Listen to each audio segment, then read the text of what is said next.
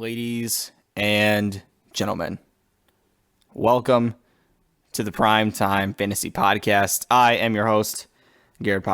My co-host, Nick, is not here today. Quick change of plans late. Something happened. He couldn't be here.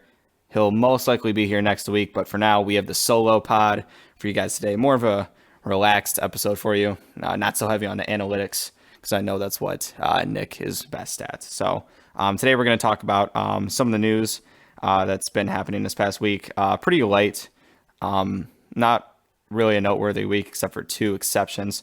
We're going to go through the quarterback rankings. I'm only going to do the top 12 because I'm doing both quarterback and tight end today.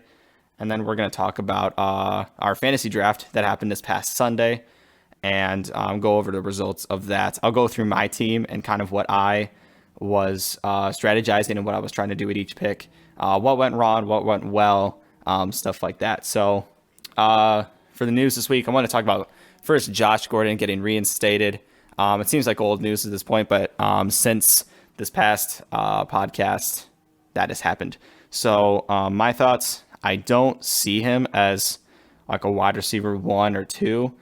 I see a lot of articles saying, oh, he has the upside to be, a top 12 guy. And I don't see it. I really don't see it. I think he's going to have to earn his way onto the field.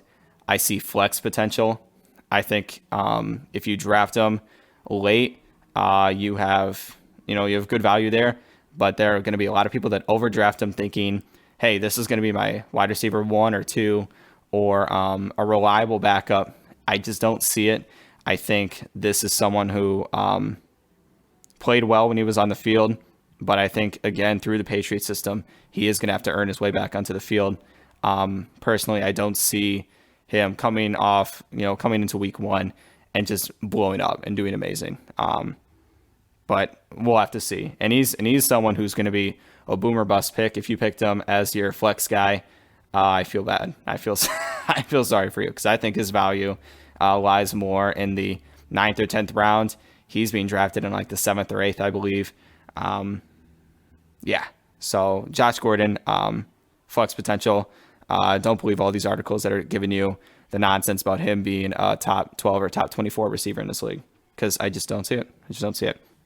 Next, we have Jimmy Garoppolo, who I ended up drafting and you'll see why I value him so high. But he has looked really bad throughout training camp, throughout the preseason practices. You read the reports of him, looking rusty, throwing 5 picks in a day. I'm not sure if it was in a row or if it was just throughout the day, but even then, bad stuff. And then the stat line from the preseason game earlier this week, 1 of 6 for 0 yards and a pick, just doesn't look good.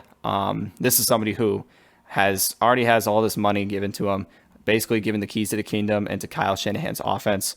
And we are really waiting for him to blossom. He's never had a full season where he's been able to been the guy.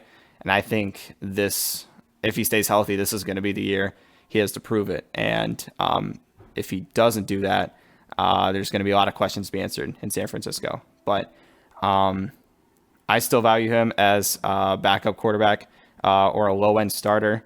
You'll see where I have him in my rankings here in about 2 minutes. And Jimmy Garoppolo is someone who I like, but I'm very concerned because he's on my fantasy team. And if he's on your team, I bet you would be concerned too. So Jimmy Garoppolo, still a low-end starter in my opinion, but we'll get into that. So that's all the news and notes I have this week. Going into the top 25, the top 12. I have the top 25 written out, but because we're doing both quarterbacks and tight ends, I'm going to save you some time, and I want to talk about the fantasy draft that took place and go over my team and some of the things that I was thinking. Starting at number 12 for quarterback, I have Dak Prescott. He's finished as the top 13 quarterback each year of his career. He's someone that everybody values as like a really average guy in real life, which he is. I'm not going to lie, he is an average quarterback, but in fantasy, he always seems to, just make the high-end backup, low-end starter job work for him. And so number 12, I have Dak Prescott because I think that's a ceiling and his floor.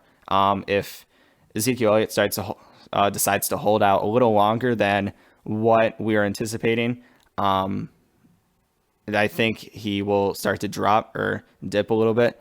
But I can't imagine Ezekiel Elliott stays out past 4 games. He's still on that rookie contract. So we will have to see how that works. Number 11, I have Jimmy Garoppolo. And I just talked about it a minute ago. Yes, I'm concerned about how bad he's looked. But this was before all those reports were coming out of how bad he was doing. I still think that, with a full season ahead of him and, he's going to have a bad game here and then just because he is still working out the kinks of being a full-time starter for an entire year. But Jimmy Garoppolo is someone who I see potential in really being the future of San Francisco. And obviously they see the future too because they handed him all that money to be the face of the franchise. So Jimmy Garoppolo, I have a number 11. I am concerned about him, but we will have to see how he does this season. I think he'll do pretty well. Number 10, I have Jared Goff. Jared Goff is someone who it's you can't really put it's hard to value Jared Goff because he's so wildly he's kind of a wild card in these rankings, and I put him at number 10 because I think he has the potential to do a little bit higher, do a little bit lower, but I think 10's a really safe spot for him to draft him as a starter. I would recommend getting a high-end backup or another low-end starter like Prescott, Garoppolo, or, Russell Wilson did make my top 12, but he's another guy that I would draft with him too, just because there are going to be weeks where Jared Goff doesn't have the advantage, and in those weeks he's going to struggle. And there are going to be weeks where the Rams have the better offense by far, or the better, offense versus defense by far. And those are going to be the weeks that he really blossoms. He has a multitude of targets. The run game is going to look like it's going to start to diminish a little bit with Todd Gurley, with everything that we're hearing. A lot of people think that's just going to translate to Darrell Henderson getting carries. I think it's just going to mean more throws for Jared Goff and the Rams offense. So I have Jared Goff at 10. If you're drafting Jared Goff like I did, I drafted Jared Goff and Jimmy Garoppolo. We'll get into that later. But if you're drafting him, I would take a high-end backup, another low-end starter, someone who you can pair with. So you can look at he's a week-to-week kind of guy. You're not going to start him every single week, but I think he has the potential to do great in those weeks where he has the advantage. Number 9, I have Drew Brees.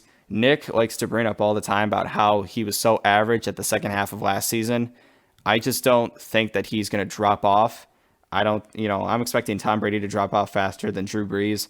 And he still has an amazing running back, amazing O-line, receivers beyond what you would want to have at his age. I believe he's 39 and he's set. His offense is set, and Sean Payton really knows what he's doing with that offense.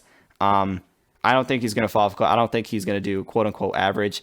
Even if he's throwing checks down to Alvin Kamara and he runs up and gets 15 yards, that still counts as points for Drew Brees, right?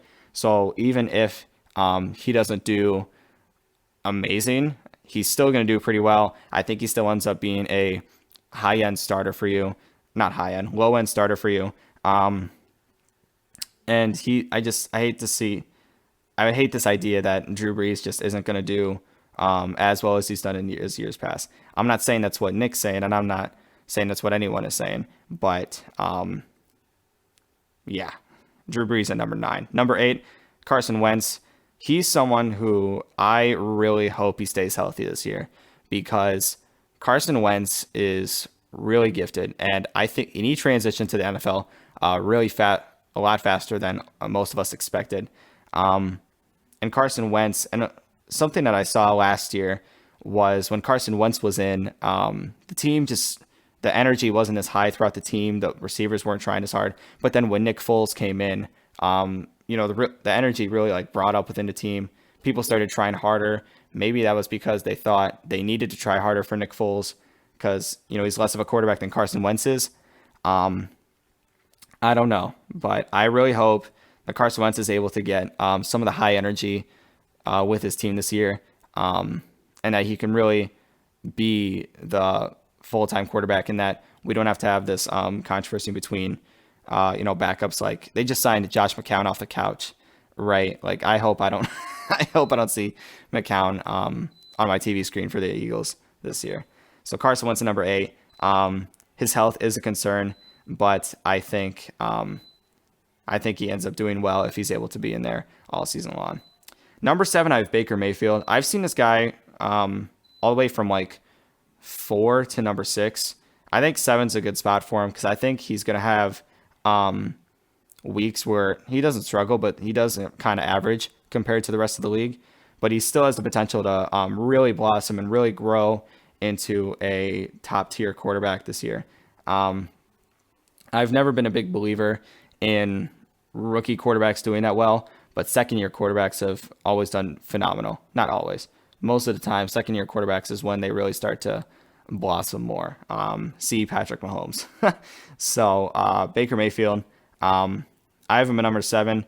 The Browns offense looks amazing, and I hope that Freddie Kitchens can really find like a strong identity for the offense, because there's a lot of targets and there's a lot of talent within that offense, but it all boils down to, is the coaching going to be good on both sides of the ball? So Baker Mayfield at number 7. Number 6, I have Cam Newton. This is the most consistent I've seen. Cam Newton is ranked at number 6. This is a safe spot for him. He's going to be like a tier 2, middle of the pack starting quarterback, and he's always been that kind of quarterback throughout his career. A lot of people rated him higher. His MVP year, he was phenomenal, but Cam Newton has always been a reliable guy to be the starting quarterback of your team. I think Cam Newton can really just be a stronghold for your team. There was the one year he was doing not so well because of injuries, but if he's able to stay healthy this year, Christian McCaffrey, the Panthers offense is going to do well. Number 5, I have Andrew Luck. Usually I would have him around 3 or 4, but I have him dipped down to 5 simply because the injury concerns, and it's like the Colts are like, oh no, not this again, right? Because there's new GM and head coach at the helm, so I don't think they're going to try to illegitimize this injury like the last regime did. But it does concern me because Andrew Luck has had injury problems throughout his career. I'm curious to see where he finishes at the end of the year. If he is able to start week 1, I think he finishes as a top 5 quarterback. If not, it's going to be interesting to see where he dips to. If you're drafting him, make sure you're getting a high-end backup or a low-end starter, someone I mentioned from the 10 to 12 range, because Andrew Luck is not always the most reliable guy, but when he is in there, he is very, very, very good. Very good's an understatement. He's a great quarterback. Number 4, I have Deshaun Watson, another guy with health concerns, but last year he did pretty well. I have him ranked 4th, simply because I think his potential could take him to like 3 or 2, but I think 4 is a safe floor for where Deshaun Watson's going to go this year. He transitioned to the NFL a lot faster than I thought he would, but Deshaun Watson, great talent. He's got great receivers as always, and DeAndre Hopkins, Will Fuller, and now he has a receiving back that you can check down to. The offense in Houston is looking better than ever. The O-line does concern me a little bit, but not too much. I think they have strong holds at both tackle positions. So Deshaun Watson at number 4. This next one's going to surprise you guys. At number 3, I have Matt Ryan. He's someone who I think is going to have a bounce back here. And I think many people are going to look at the end of the year and say, wow, I really, underrated Matt Ryan. I've seen Matt Ryan go from number 6 all the way down to number 13 or 14. Like, not a lot of people are giving him respect because of the down year he had last year and the year before. Not down year, but they were kind of, for Matt Ryan, they're down years, right? So Matt Ryan is someone who I think has a bounce back year. He has I think he has the best weapons he's had in his career. The O-line looks great. Matt Ryan is someone who I think is going to bounce back and do well. The Falcons' offense and defense is going to, really gel together and really bring the team to a playoff push. But that's not fantasy talk. Fantasy talk, I think Matt Ryan is going to be the third ranked quarterback by the end of the year behind these next two guys, simply because he has the talent to do so, and he is the talent to do so. It's a good tagline. All right, number 2. This one's going to surprise you guys too. Number 2, I have Patrick Mahomes, and I think people who always have like really great years and have really high expectations the next year always kind of regress a little bit, and not so much regress in the idea that that like they're gonna like suck, but regress in the idea that they're not gonna live up to 50 touchdowns again. You know what I mean? Patrick Mahomes, I have him ranked number 2, simply because I think he's going to do very well. He's my favorite quarterback to watch in the league, and he's still gonna, it's not like I have him ranked, 9th. He's still the second ranked quarterback, and he's still going to do really phenomenal. But I think Patrick Mahomes is going to have a slight regression, different running back game. What's the offense going to look like without the strong running backs that he had with Kareem Hunt? It's going to be interesting to see what his stat line looks like at the end of the year. That's why we would have Nick on the podcast. But Patrick Mahomes, I have him ranked number 2, but I think he's going to have a really strong year, as will my number 1 ranked quarterback, Aaron Rodgers. Aaron Rodgers is someone who every year he's stayed healthy for an entire season. He's a top 2 ranked quarterback. He's as strong as you can get at the quarterback position. If you're able to get Aaron Rodgers, you're set. You really don't need a backup unless he decides to break his collarbone or something and get him out for the rest of the year. Maybe you should get a backup. But Aaron Rodgers, every year he's stayed healthy for the entire year. He's been really safe. His pick, really solid. And for me to see him ranked lower than Patrick Mahomes is a little interesting, especially because Patrick Mahomes, being picked in the second round, not the best value in the second round. Aaron Rodgers is my number 1 ranked quarterback. If he stays in the entire year, leaps and bounds. All right, going into our top 12 tight ends for the year. And I'll just say right now, if you're able to get anyone from about 8 up, consider yourself lucky. People that have low end starting tight ends are not necessarily they don't do well, but rather it's a tough year at that position. And if you're able to get one of these tier 2 or tier 1 guys, and you have an advantage every single week, that's a huge blessing for any fantasy team. And so with my draft, I was able to nab two guys in my top 12, simply because of the way the draft unfolded, which we'll get into later. But tight end, really tough position to win in. If you're able to get Travis Kelce at a value, you have an advantage every single year or every single week. So going right ahead into my top 12. Number 12, I have TJ Hawkinson. This is my ceiling for him. And the reason I've ranked number 12 is that if I were to take Hawkinson, I would pair him up with a guy like Vance McDonald, who I've ranked at 11th, and we'll get to in a second. Someone like Vance McDonald, like Delaney Walker, Jordan, like one of these like low end backup, or high end backup, low end starter. Simply because Hawkinson's not going to do that well in the first half of the season, in my opinion. But I think he's going to end up blossoming out and becoming a good enough starter to do well. A few weeks ago in a pod, I said Hawkinson's going to be the offensive rookie of the year. I don't necessarily think that anymore. I just think there's better talent around the league. But Hawkinson, it's going to be really interesting to see what the Lions do, how much Matthew Stafford decides to target him. I have Hawkinson at 12 simply because of his upside. Number 11, I have Vance McDonald. The Pittsburgh Steelers offense, and I've been wanting to say this for a minute, but just haven't got the chance to.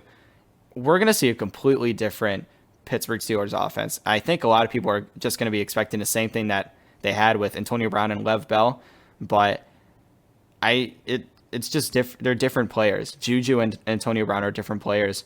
James Conner and Le'Veon Bell are just different players. I'm very curious to see what the offense really looks like behind these new like positional players, that we have. And so Vance McDonald is someone who I think is going to get involved as the number 2 receiving target in that offense. I'm not too scared of James Washington or Dante Moncrief when it comes to him getting targets.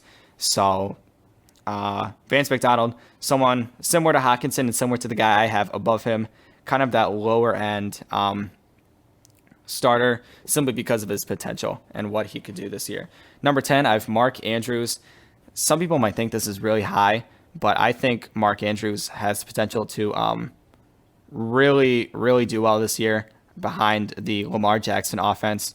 They haven't had a premier tight end over there in years, but I think Mark Andrews is kind of going to be the guy to really start that up. And similar to the last 2 guys I just mentioned, this is someone who I have ranked based on potential, because the tight end position is very hard to win. And that's, the guys I've ranked lower are potential guys, because you're not going to get stronghold fantasy guys. I have Delaney Walker at 13, but, like in the lower tier, you're not going to find real strong guys. So you really have to look for potential. Number 10, I have Mark Andrews. I think he has the most potential out of any of the 3 guys I just mentioned. And so, and really he is the clearest path to doing well. Yeah, Mark Andrews. I like the talent. I like the talent there. They took him in the 2nd round because they really believe in him to be a focal point of the offense. Whether that relates to more blocking or more receiving, we're gonna have to see this year. Number 9, David Njoku from the Browns. Yes, there are a lot of mouths to feed, and that is why I have him ranked as the lowest of kind of like the established guys. From here on out are kind of like the established guys. You most likely have heard of everyone from here on out before. And Njoku is number 9 simply because there's a lot of mouths to feed on that offense. I still think he's going to get touchdown looks and targets from Baker Mayfield, but David Njoku, he's just not going to see the ball nearly as many times as Nick Chubb, Kareem Hunt, Odell Beckham, Jarvis Landry, a lot of these guys that are more household names, more recognizable. So David Njoku at number 9. Number 8, I have Eric Ebron.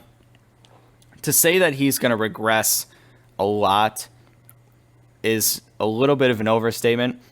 I do think his touchdowns are going to go down, but he was still one of the better tight ends of last year. So to think that he's going to drop off in like yards, reception, like in every category, is just crazy to me. And in a year where Andrew Luck he has T.Y. Hilton, but other than that, not a whole lot of like premier red zone targets, then T.Y. Hilton really stand out to me. I think Eric Ebron is set to have a good year. I have him ranked as like a mid-level starter because of that. I do think the touchdowns are going to go down closer to like 3 or 4 than 9. Or I think he was around that 7 to 9 range, but Eric Ebron is number 8, simply because he is going to regress in the touchdown number a little bit, but he's still going to be a reliable starter for you week in and week out. Number 7, O.J. Howard. I like his potential in the Tampa Bay offense. I'm really setting high hopes for some of these guys. A lot of these guys in the Tampa Bay offense I'm having really high hopes for. I really think Bruce Arians is going to get the most out of Jameis Winston. And if he is, then O.J. Howard's value goes up. So does the running backs, Mike Evans, Chris Godwin. And so if they're able to get O.J. Howard going, then he is going to be someone who is going to be a reliable starter week in and week out. He's someone who I could pair with kind of like a high-end backup, maybe like a Jimmy Graham or like an Austin Hooper, one of these guys who, might be drafted, pretty late, and that you can still swap in if O.J. Howard decides not to have a good year. You know what I mean? So O.J. Howard at 7, I like his potential, but it all depends on, if his potential, if he hits his mark, so is the rest of the offense. And if Bruce Arians is able to do his thing And if Jameis Winston's able to do his thing, everybody else goes up. It's kind of like a trickle-down effect from the coach to the quarterback to all the position groups on that offense. Number 6, Jared Cook. He's with the Saints this year. I love that pairing for him. Ever since Jimmy Graham, they really haven't had like a really strong tight end group. But now they have Jared Cook, someone who's really good in the red zone, really good receiving tight end. Yes, he's older, so he's gonna start to his route running might not be the most crisp, right? But I still think he's someone who's going to get a lot of looks in the red zone, a lot of looks from Drew Brees. He's someone who you could take as a starter, and you might have to look, at different weeks and say, this might not be the strongest team for him to start against. But most weeks he's going to do just fine, getting a good amount of receptions and a few touchdowns every here now and then. I say a few touchdowns, but really I say like a few touchdowns throughout the year and a touchdown per game every now and then. All right. Number 5, this is kind of like my tier 1 from here on out. Number 5, I have George Kittle from San Francisco. And it's the same kind of effect with Jimmy Garoppolo and that I was talking about with Jameis Winston. If Jimmy Garoppolo really struggles this year, George Kittle I don't think is going to do that well. I don't think that like CJ Beathard and Nick Mullins, these other guys they have behind them are going to do like extremely well if Jimmy Garoppolo decides to go down, or even if Jimmy Garoppolo struggles and he's still the starting quarterback all year long, but he struggles.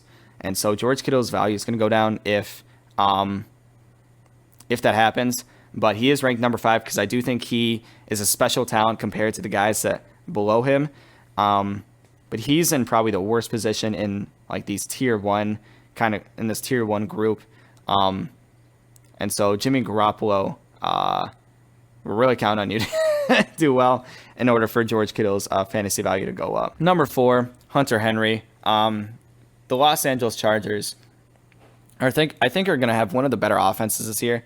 They're really underrated in terms of like overall team aspect, but sticking to fantasy, Hunter Henry is someone who I believe they took him in the 2nd round, if not the 1st. So they really believe that this is going to be someone who's a focal part of their offense. He's a good receiver. We've seen in years past. Last year he was injured all year, but I think he has a bounce back year and is really able to take the Chargers and really do well for them. And I don't know, what his receiving or what his targets are going to look like compared to Keenan Allen and Mike Williams. I think he's going to have more than Mike Williams, but compared to Keenan Allen, I'm curious to see whether it's more like 50-50 between them or if it's more 70-30, 80-20. So if it's closer to like the 50-50, 60-40 kind of mark, I think that works well for Hunter Henry, and I think he's someone who's going to do very well this year if he's able to stay healthy for Phillip Rivers. Number 3, Evan Ingram, New York Giants. I know the New York Giants offense isn't good, but he's the best receiver on that team.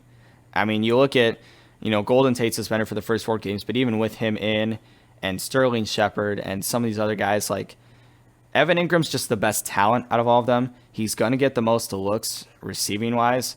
And yeah, it's not the best offense. It's not the best quarterback, but he's still going to get the best looks or the most looks. You know what I mean? And so for Evan Ingram to be ranked, I've seen articles where people are like, don't draft Evan Ingram because the offense is not good this year and it's not going to work. Well, even if it doesn't work, and this is what the point I was trying to make with Robbie Anderson, even if the offense isn't the best, someone's going to get targets, someone's going to get receptions, and that guy's going to be Evan Ingram, And so for people to just say, oh, the offense is going to be all about Saquon, Saquon's the only guy who's going to do well on that team, I disagree. I think Evan Ingram's going to do just fine. And when I tell you that I drafted him later, it's going to sound more ironic. Evan Ingram, he's my 3rd ranked tight end simply because he's the best receiver on that team, and someone's got to get targets. Number 2, Zach Ertz. I imagine my top 2 look very similar to everyone else's. Zach Ertz is one of the most reliable tight ends in the fantasy game today.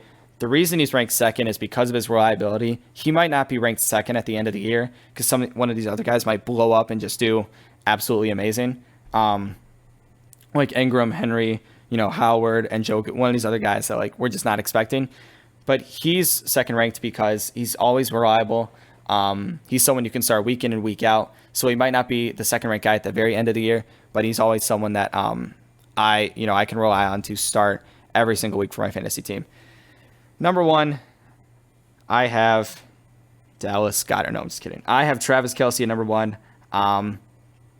If you have Travis Kelce in your team, you have an advantage every single week. And he's one of these guys who a lot of us are going to look back in this generation and say, oh, wow, Gronk was so amazing.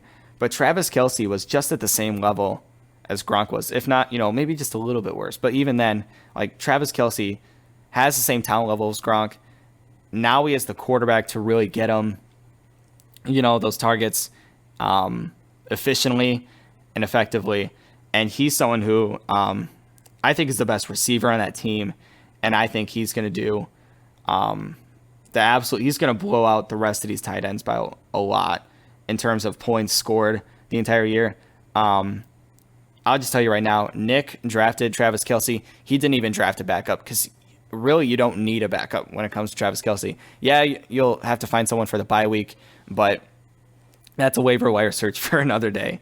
You don't need a reliable backup when you have Travis Kelce because you just have a reliable option every week. He's always remained healthy for the team. Travis Kelce is the bona fide number one. It's not even close. It's not even close.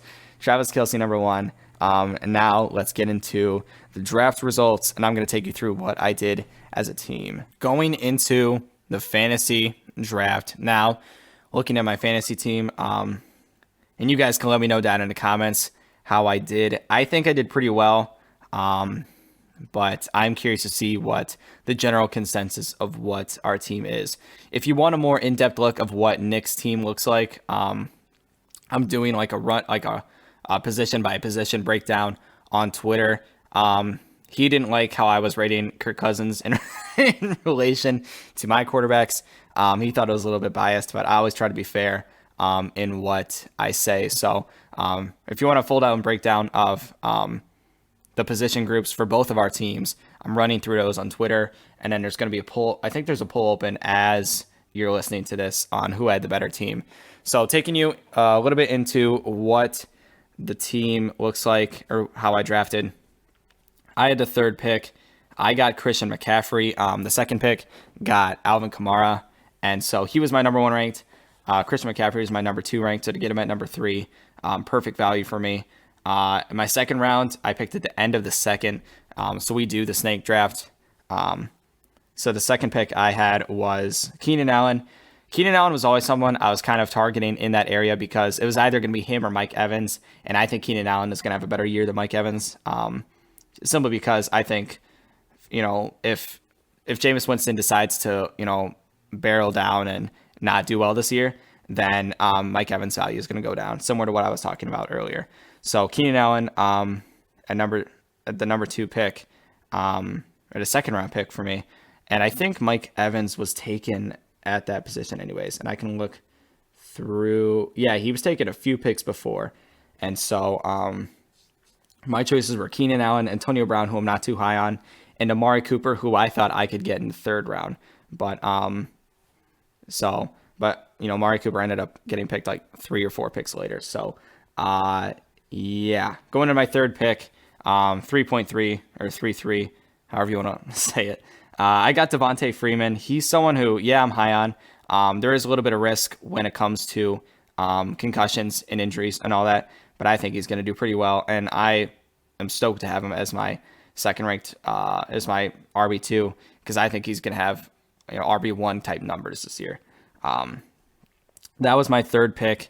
So right after the third round, or right after I made that pick in the third round, there started to be like a huge run of wide receivers that were flying off the board.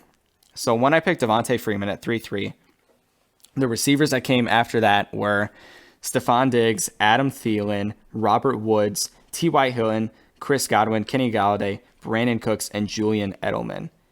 I would have liked to have any of those guys at the number 4 pick, but because they were picked before and that huge run happened, that wasn't that wasn't able to happen, right? So yeah, so at the end of the fourth round, I ended up settling on Philip Lindsay. Now, you might think, oh, why do you say settle? That's a good flex position. Our flex is only wide receiver and tight end, which kind of devalues the running back position to a degree because you're only going to start two guys every week. So Philip Lindsay, if and yes, he has injury concerns too, but if Devontae Freeman decides to have another concussion again this year, that's kind of a guy I can have in at the RB2 slot.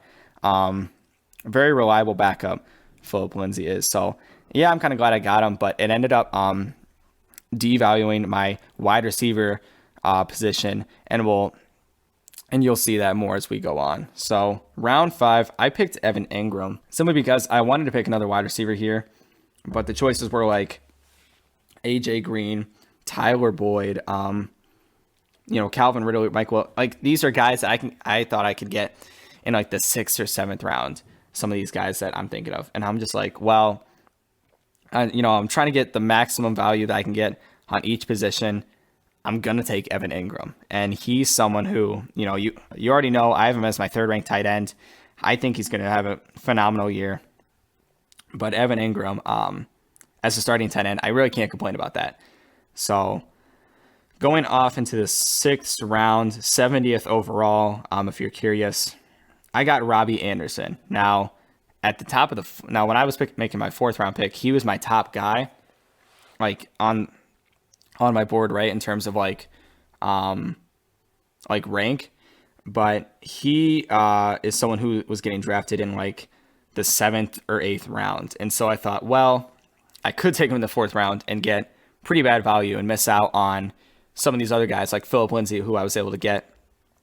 Or I can wait and maximize my value on him by taking him in the 6th or 7th round.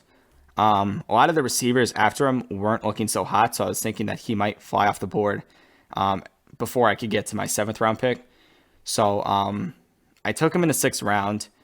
He ends up being my wide receiver 2, which isn't the best because I think he's someone who could, if Sam Darnold and Jets offense crumbles, so is Robbie Anderson. So he's someone who I am kind of nervous on having him as my wide receiver 2, but I think he has all the potential in the world to be, and like I said earlier, similar to Evan Ingram, someone's got to get targets.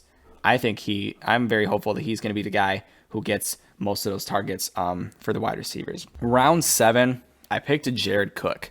Now, I mentioned that our flex position had both wide receivers and tight ends. So my thinking is saying, and this wasn't really like a thought that I had going into the draft, but as it was unfolding, I kind of thought, well, if I pick a tier 1 and a tier 2 tight end and go 2 tight ends every week, that's basically the same as having like 2 top 12 receivers, or, and obviously that, a bit of an exaggeration because wide receivers are more reliable than tight ends. But, if I'm able to start 2 tight ends who I've ranked, in the top 6, and one might have a solid week, one might not, I'm still getting, both production from top 6 tight ends, at least in my rankings, right? So Jared Cook, I picked him round 7. So my tight end group is Evan Ingram and Jared Cook. Up to this point, or actually throughout the draft, I didn't touch the tight ends for the rest of the draft. But so Jared Cook is looking like he's going to be my flex week in and week out. He's someone who I said you should draft someone else with him to kind of have a guy like, if he's not, he might not be most reliable every single week, but because I already have Evan Ingram, I think he's going to make a good flex play each and every week. And I really wasn't thinking about taking a tight end as a flex going into the draft, but as it was unfolding and wide receivers were flying off the board faster than running backs, I thought, yeah, I think this would be the right decision. So Jared Cook in the 7th round, 7-3. Going into the 8th round, I picked Jared Goff. Now, I read an article the week before that said, the sweet spot to get quarterbacks is really in between the 5th and 8th rounds. And I thought, maybe I should try that in my mock drafts. And everything that I've seen in my mock drafts on Sleeper, on Yahoo, wherever I did my mock drafts, really agreed with that philosophy that taking a quarterback, because at round 5, you can get guys. I mean, I'll look at round 5 right now. Quarterbacks taken in the 5th round: Andrew Luck, Deshaun Watson. Those are my tier 1 guys. Those are my tier 1 guys. And then, going into the 8th round, Matt Ryan, Russell Wilson, Carson Wentz were taken before I took Jared Goff. And so, I took him at the end of the 8th round. So I kind of got, the last bit of good starting caliber quarterbacks. But I think Jared Goff, like I said, more of a wild card, but I think he's someone who most weeks is gonna do well. He's gonna have more good weeks than he will have bad weeks. And so, and I wanted to make sure I got him before, I went into round 9 without a quarterback. You're really struggling to, because if someone decides to take Jared Goff, the next guy I had, the next quarterback drafted was Tom Brady, right? And so, so I wanted to make sure I really wanted to get my guy, or a guy that I had ranked in the top 12 before I was left without someone in my top 12. Round 9, the rest of my receivers, and you'll see this as I explain who I draft, are all guys who aren't necessarily reliable yet, but I think have the potential to explode and be a good flex play or a good wide receiver too. And so the first of these receivers that I filled on my bench with, first is Deshaun Jackson. He's someone who I'm not a real big believer in Alshon Jeffrey doing really well. I think Deshaun Jackson's going to be the guy who ends up being a deep threat, ends up getting a lot of red zone targets, a little less, a good amount less than Zach Ertz, but I think he's someone who's going to get a lot of targets in the red zone from Carson Wentz. And Deshaun Jackson, if he has wide receiver 2 upside, and I've been saying that, and so is Nick. Deshaun Jackson is really a good value in the 9th round, 99th overall, if you care. Really good play in the 9th round, I think. Good value there. Going into the 10th round, 10-10, 118 overall, I picked Courtland Sutton.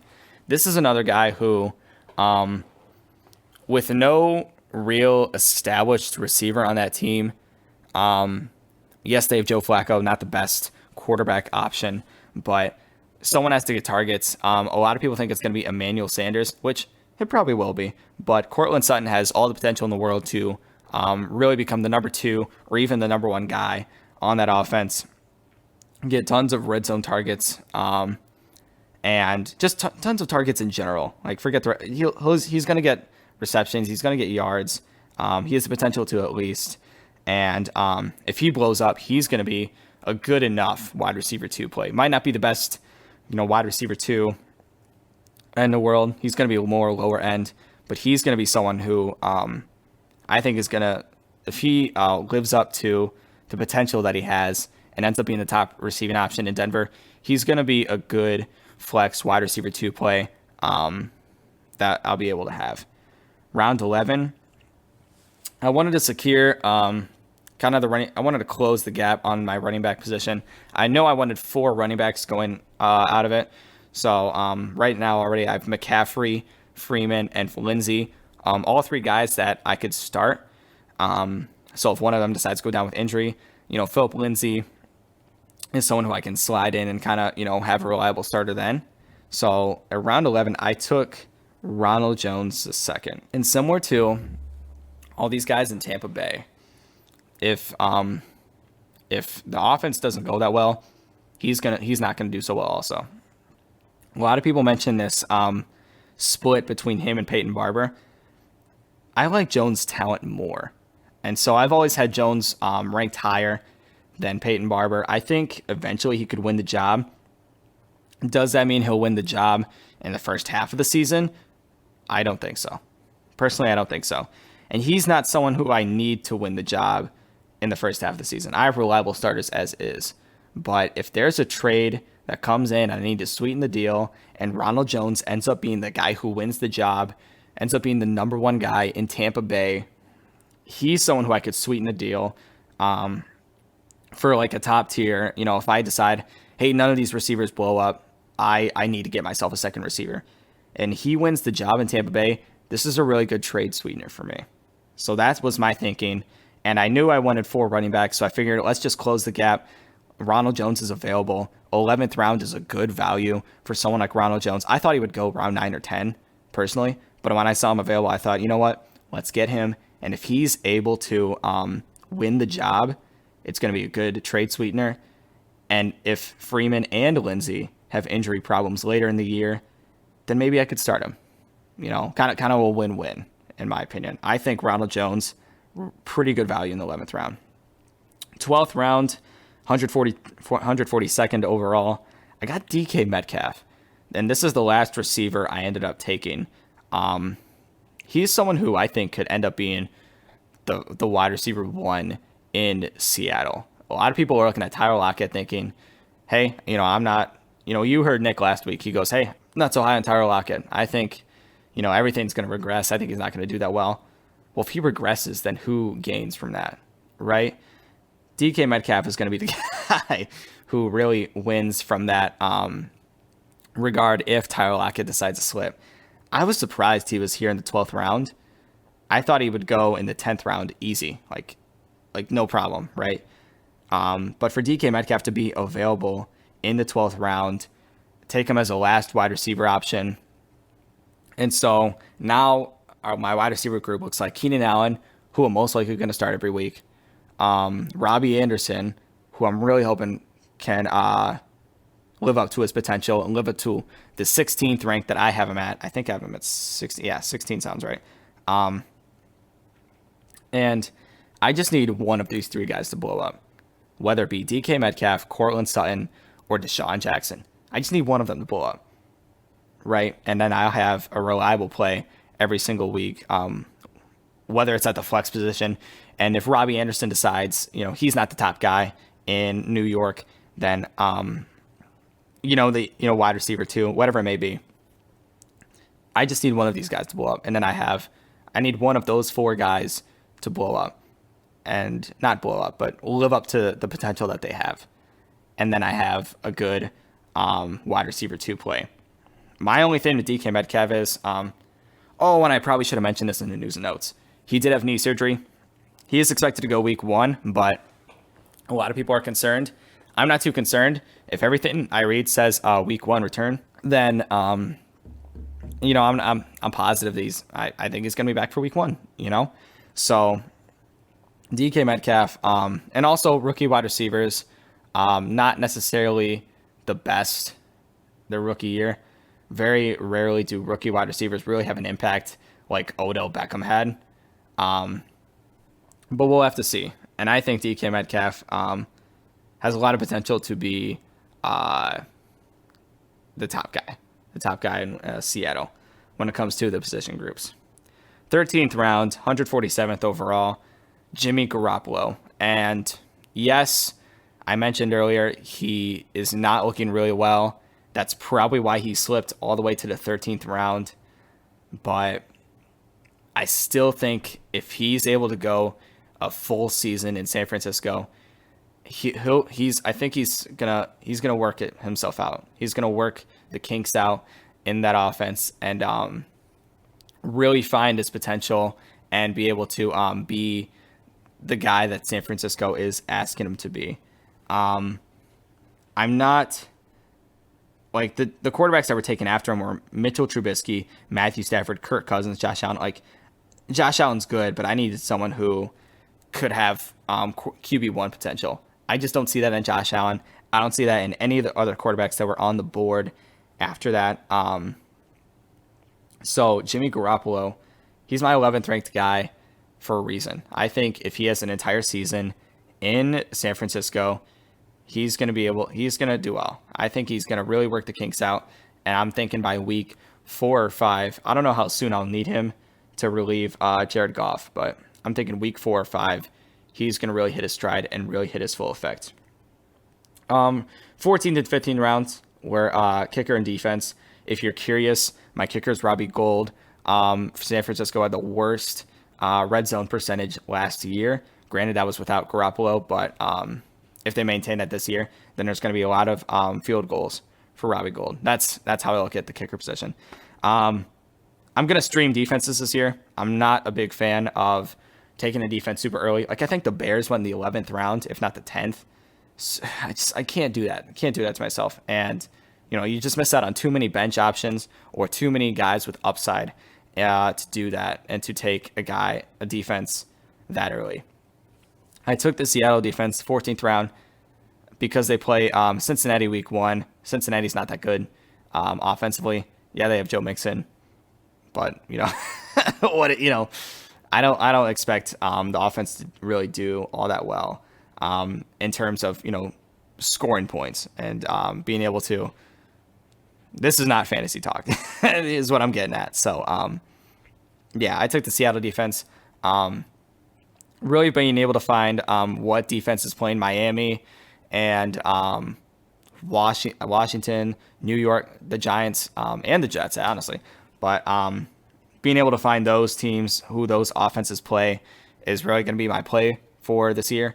I might put out articles on like best defenses to stream. Or even then, I think that that's probably going to be what I do in terms of articles. I might find good defenses to stream that week. But this is the podcast.